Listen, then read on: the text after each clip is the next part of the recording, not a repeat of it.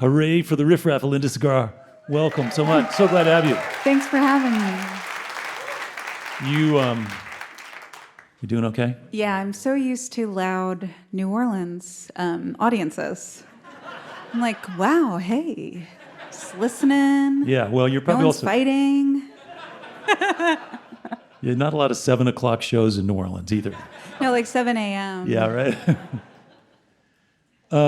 Such interesting characters you write about in your songs, and we're going to touch on that a little later. But first, just background: grew up in the Bronx, left home at 17. Yeah. Did you have a destination in mind when you left? I actually was really excited to go to San Francisco. I'd read a lot of beatnik poetry, and that was like my main goal. So I took a Greyhound out there, which is a wild ride. Yeah.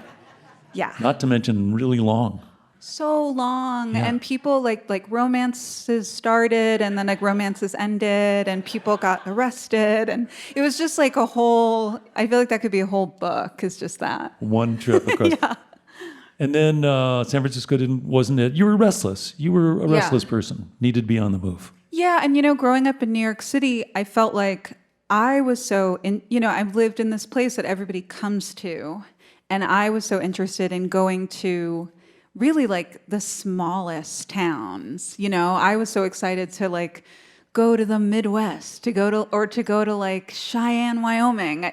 Those places seemed, also of course I was obsessed with Woody Guthrie. So, I mean, I just have to ask, how does a teenager from the Bronx with Puerto Rican ancestry Yeah. become obsessed with Woody Guthrie? I just don't understand that connection. it's like, Yeah. honestly, just like the folk revival Yeah. in New York, like I was walking around these historic places and I knew about Bob Dylan. And then, of course, Bob Dylan leads you to Woody. And then I read his book, and it actually felt very punk to me because I was Right. in the punk scene, and it just kind of matched the lifestyle that everybody was trying to live, Yeah. Did that lead you to the whole riding freight trains thing? Was that real? Did you actually do that? Yes, for about 2 years. Wow. 2 years is a long time. I know it's. How does it even work? How do you even do that? Well, I'm sure it's changed, and I'm always a little bit afraid that I'll go out, I'll say something, and then some like young freight train rider will be like, "You're blowing up our spot," But there is. You can be careful, and you should be, because it is pretty dangerous. But when you're 17, I was just like, what's gonna happen? I'm gonna get hurt, and it's like, well, yeah, you could. I hitchhiked from New York to Colorado when I was 17, which was Yeah. not smart. Yeah. But you did the freight train thing, so that was just. And was it romantic at first, and then it became a sort of a lifestyle, and you found other people who were doing it? And Yeah, there were a lot of other people, and that's actually how I started playing music, because at the time I was like a high school dropout, and I loved writing poetry, but I didn't really know how to play any instruments. And when I met people in New Orleans and we started riding trains together and we formed a band, that was when like my whole life changed, Yeah. because suddenly I was able to be in, we all had a equal obsession, which was learning folk music. Yeah. And busking, I should say that busking is a superpower. Yeah. And busking in New Orleans is accepted, and it's a part of you're part for of a sure. community. If you're playing on the streets in New Orleans, there's hierarchy, there's protocol, there's territory, there's Yeah. turf wars, but there's a community that For you're sure. part of. Yeah, and it teaches you a lot, and I really loved how it was free. I just loved playing music for people of all different class backgrounds, all different walks of life, and the best part of the job was like on a sunny day you make more money. I was like, this rules. And then you made your own records. Yeah. And broke off from the band and started your own thing. The characters that are in your stories, in your songs, sort of come from that territory, I imagine. Yeah. And there's obviously a lot of tough times and alcohol and drug abuse and death and loss Yeah. and trauma and romance, but they're vibrant characters. And I know one of your songs was in the Treme series. And Oh, yeah. I actually really loved that show. I thought they did such a great job. Yeah. They really, and the whole crew that was behind that show really loved giving local musicians opportunities. So, yeah. Speaking of local musicians, one of our friends from Boulder, in many years ago, he was actually the mayor of a little town above Boulder called Gold Hill. This is blowing my He mind. moved to New Orleans, and he was in a band called the Ophelia Swing Band here in the 70s, and his name is Washboard Chaz, Yeah.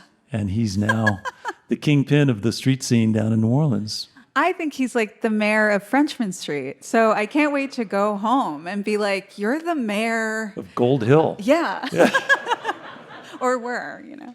It tells us a lot about... Yeah, there's a whole festival named after him. Yeah. Chaz Fest, yeah.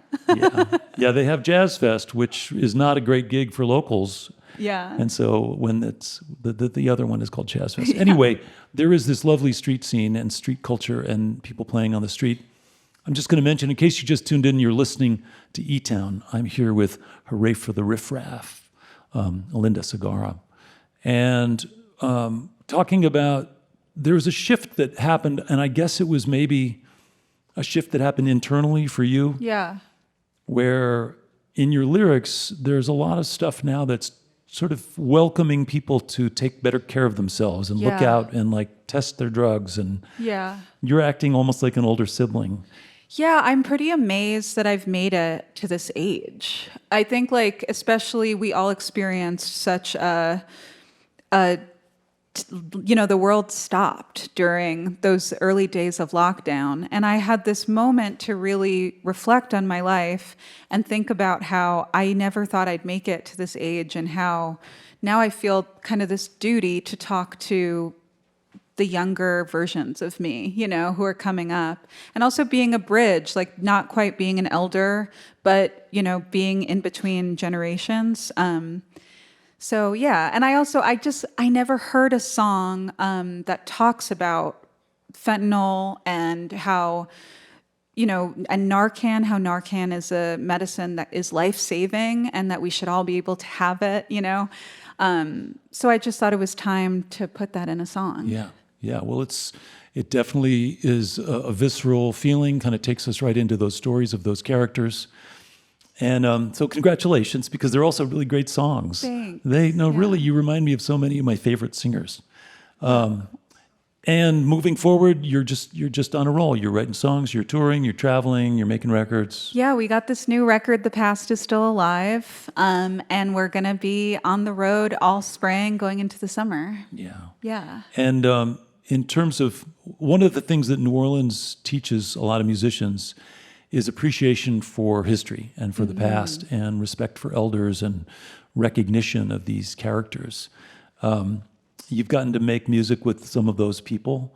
Are there some folks that are sort of out there now that you're thinking about, boy, it'd be nice to collaborate? I know on your newest record, you've got S.G. Goodman, you've got Conor Oberst, you have other people playing on your records. Any sort of heroes in your sights now?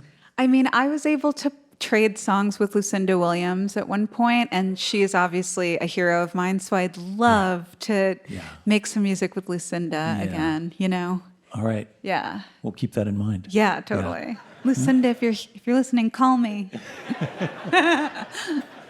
Well, we've got a lot more music to get to, so let's do that. Welcome back, if you would, to the eTown stage. Hooray for the Riff Raff.